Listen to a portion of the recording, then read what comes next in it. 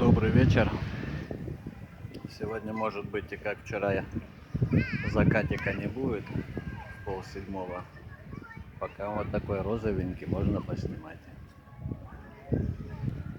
Вчера не снял, когда такие точки были немножко розовые, а потом все закрылось.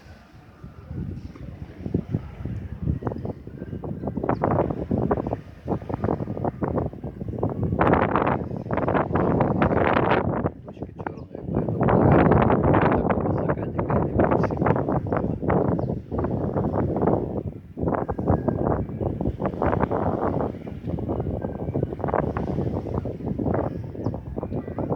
Поэтому сниму море на фоне вот этих розовых, ну, не совсем розовых, но красивых облаков.